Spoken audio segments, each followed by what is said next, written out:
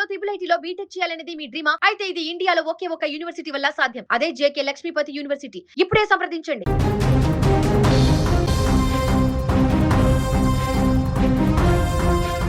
సాయంత్రం వరకు బానుడి భగభగలతో మాడిపోయిన భాగ్యనగరం ఒక్కసారిగా చల్లబడింది. హైదరాబాద్లోని పలు ప్రాంతాలలో వర్షం దంచుకొడుతుంది. పలు ప్రాంతాలలో తేలికపాటి నుంచి మోస్తారు వర్షాలు కురిశాయి.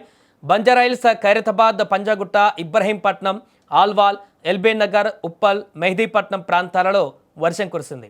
ఎండ తీవ్రత, ఉక్కపోతకు గురవుతున్న నగరవాసులకు ఈ చిరుజల్లులు ఎంతో ఉపశమనాన్నిచ్చాయి.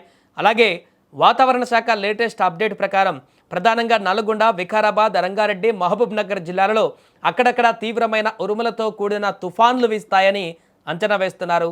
వీటితో పాటు కామారెడ్డి, మెదక్, పెద్దపల్లి, మంచిర్యాల, ఆసిఫాబాద్, నాగర్ కర్నూలు జిల్లాలలో మోస్తారు వర్షాలు కురిసే అవకాశం ఉంది.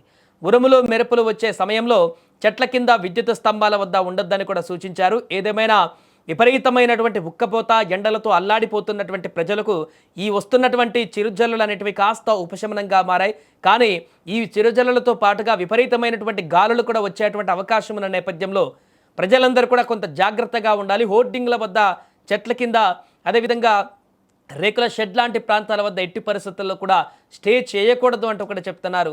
ప్రస్తుతం అయితే హైదరాబాద్లో పలు ప్రాంతాలలో వర్షం కురుస్తుంది ఆల్రెడీ.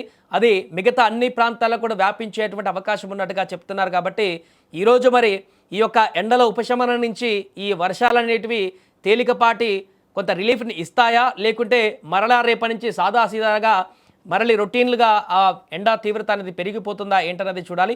ప్రస్తుతానికైతే ఊహించని విధంగా మారినటువంటి క్లైమేట్తో నగరవాసులందరూ కూడా కొంత హ్యాపీ ఫీల్ అవుతున్నారు.